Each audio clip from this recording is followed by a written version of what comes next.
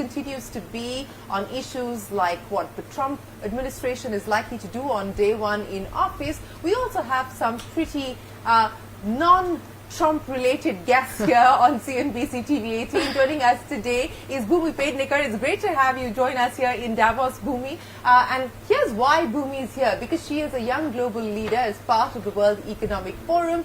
She also works very closely with the UNDP in India on matters related to climate and sustainability. And you are a self-confessed climate warrior. Absolutely. So Bhumi, great to have you here. But let me start by asking you, I mean, what's this experience been like to be here in Davos? It's been 2 days now. Yes. Have you soaked it in?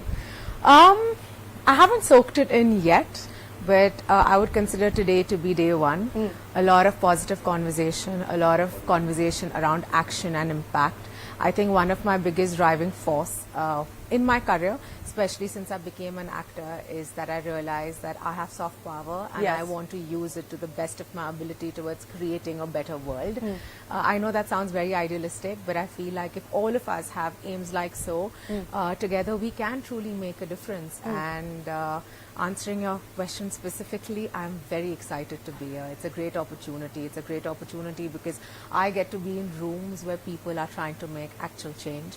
I am in a conversation that's around impact, and I really, really hope that whatever I take back from here, I can inculcate some kind of action once I'm back home. Well, we look forward to hearing more from you on what your learnings are from Davos. But you talked about the soft power of films, Yes. and that's an incredible power that that people like you in the film industry have the Yes. ability to exercise. And you've kind of made choices through the course of your career. You've done some pretty interesting films, starting from the very first film Yes. that you did. Does the fact that you want to make an impact reflect on the choices that you take up when we talk about the kinds of films that you do? Absolutely. 110%. I just didn't know that when I started my film career. I've always been that person that wanted to bring about change, even before I became an actor. But being an actor gave me a platform that I didn't have earlier, a large audience. And I think, the universe has great plans for you. Yeah. And the fact that such scripts were offered to me, or this has become my trajectory, is definitely there's a larger play.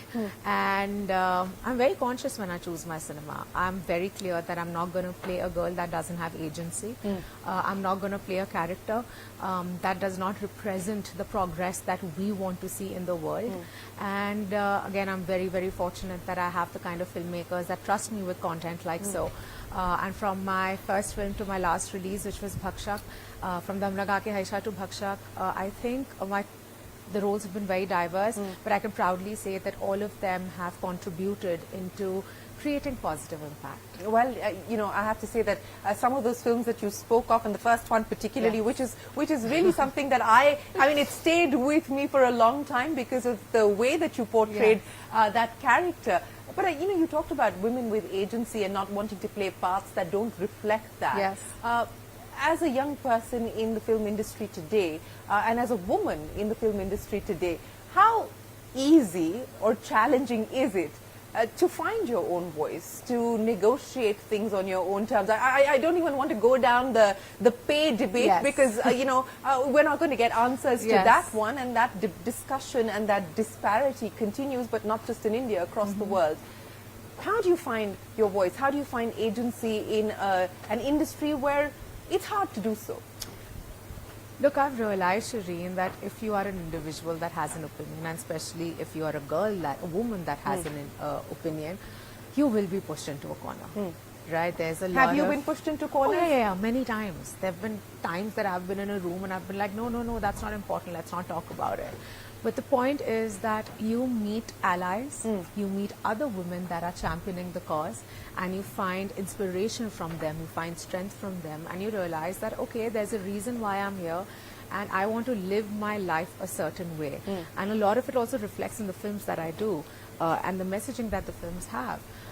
For me, I have a very powerful tool, which is my art, because my art resonates what I believe in. Yeah. Right. So there can't be a bigger tool that I have, and I'm very fortunate to have had that. But every time I'm met with dissent, I think I just come out stronger. because that's just the person I am, and have a lot of clarity about where I want this fight to go. But you know, with streaming platforms, with Yes. social media, does it now provide you the avenue to make your voice heard? Absolutely. To make sure that what you care about and the opinions that matter to you are out there for public consumption? Has it made that has that made it easier for you to reach out to the world, so to speak? Hands down. I think it is so empowering, especially your social media is so empowering. It's up to you how you want to use it. To me, social media is also very educational, and as you rightly said, because of these many newer mediums that give us an opportunity to extend our voice in the stories that we want to support, there has been a disruptive change. Again, I, from the very start of my career, have seen films that are helmed by female characters. So I've never felt a dearth of those. Yeah. But has it increased? Absolutely. I see so many of my colleagues come onto this path as well. And that's the idea, right? That all of us together, cumulatively, come in and we truly create an atmosphere for the younger generations to come, and for newer people that are entering the film industry or whatever industry that you choose, to just create an atmosphere of safety, to create a more equal world. I also feel very strongly about advocacy for the planet, about climate. And again, my social media has been so empowering to me where that is concerned, because I started Climate Warrior as a digital IP. And today it has been loved. It has created impact, and more than loved, it's reached people. And the narrative is very simple. There's nothing complicated with Climate Warrior that we do, right? It is just about constantly reminding people that climate change is the largest looming threat that humanity is facing. You know, it's not like some scientific idea that's come from a fictional novel. This is happening. And it's happening real. here and now. Absolutely. No, so, you know, what we're also seeing as a trend in Bollywood, a lot of your colleagues have decided that while the film business continues, they're also taking up entrepreneurship on the side. Many have launched their own beauty businesses, from Katrina to, of course, now we've got Kriti. And is entrepreneurship something that you would like to look at? Is that a consideration at all? Oh, absolutely. In fact, I'm not very far away from it. Okay. My sister, who is also my co-founder in what we are starting, it has nothing to do with beauty. Okay. It has nothing to do with the world that I'm in.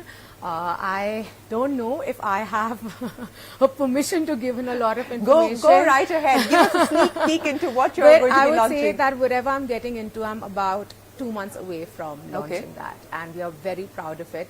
So we know it's not in the beauty business. It's not. Is it in the climate business? I mean, look, it's a very big part of me, sustainability. So the idea is that whatever, also as an investor, I support a lot of green businesses, because I feel like, be it tech or be it you know, any innovative product, that's the only way we can battle what we are dealing with at this point. But how many businesses have you invested in? Not many. My portfolio is not very large, but I think it's a great start. I think at the moment I'm at about 6. Okay. And how do you go about finding these companies? They how do you go about find me? Really? They do, and I think a lot of it has happened because of my communication. So they DM you on social media? Some have. Okay. Some have, but also I have a lot of friends within the ecosystem. Right. And because they know that I feel so passionately about the cause, a lot of them get in touch with me. And I think once you start, the word spreads, and you just have like disruptive inventors and people that are trying to make a difference. In 2025, are you actively going to be deploying more of your capital towards investing in startups and any sectors in specific outside of sustainability? I think the biggest startup that I'm investing most of my capital in is mine at the moment. which you can't talk about. Which I unfortunately can't speak about, but absolutely, right? Because I feel like there is such a gap in the market where sustainable products are concerned, especially, and I personally enjoy supporting these businesses a lot, because, as I said, you know, I come from a place of passion. Well, you know, speaking about passion, we're here in Davos, and one of the original ideas behind Davos was to really get business and politics to converge and to find a meeting ground to talk about issues that concern the planet. And you're no stranger to the world of politics either. Your late father was a politician himself. Is that something that you would consider maybe at some point in your life? I think it's something that does run in my family, but I don't think it has to be legacy led. I believe in creating large scale impact. Now, if that comes in the form of me taking a role in the public arena, then maybe, or if that comes in any other way, I don't know. But does it interest you? Oh, absolutely. Yeah. Absolutely. I'm a very aware person. I also have an opinion, and I'm very in tune with what's happening globally. And it does interest me. And actually, again, it's the environment that I've grown up in, right? Yeah. Like while we were growing up, our breakfast conversation was all about our father educating us about what the geopolitical situation is, what the social situation globally is. We would be quizzed on who different people in places of power are. So I think I've just been born into that environment. So it's something that would come naturally to me. Is it something that I might take up? I don't know. But I do know that I'm born to be a leader, and I say it very proudly because I feel often women... That's lovely to hear, by the way. I know, because women are conditioned not to discuss their ambition openly. Yeah. And I try my level best to kind of break through that conditioning. And yes, as I said, I'm born to be a leader, and wherever that journey takes me, I don't know yet. So wherever eventually that journey takes you, we don't know. But in the near term, for 2025, what's the small goals that you're attempting to achieve? Because I wouldn't say I'm transitioning careers, because acting is always going to be my heart and my soul. But there is a bit of a transition that to this new venture. Absolutely. And how much of your time is that going to take up? A lot. Trust me, there's a lot of learning that's happened to me, especially in the last 4 months, because what was interesting is that, okay, we had an idea, we created a product, but that's not the business. Okay.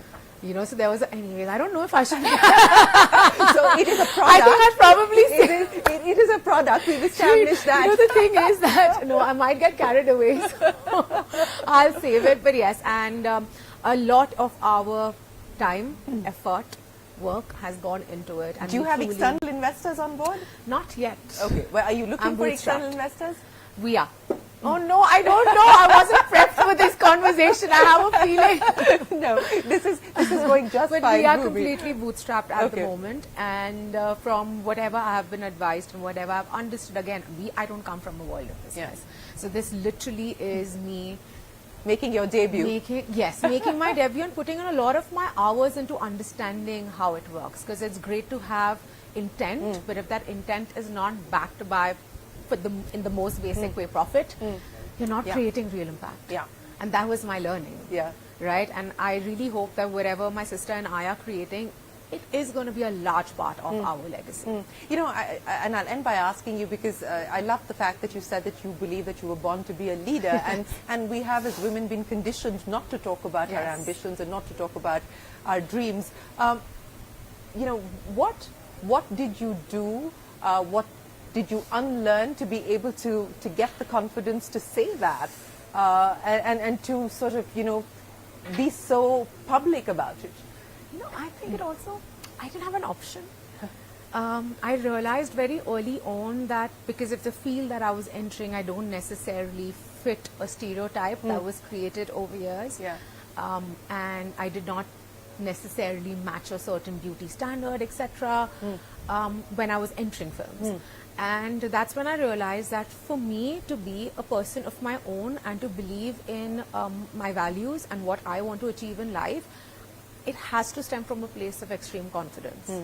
And that's why I don't leave a single chance in communicating to the world, and especially younger girls, what I want to achieve. And I'm very proud of my journey. I don't come from a film family. I went through a very big loss of a parent when I was very, very young, and yet I'm here, right? So if I can do it, anybody can do it. Well, you are here, Bhumi, and it's been wonderful to catch up with you, but Likewise. we look forward to hearing all the details.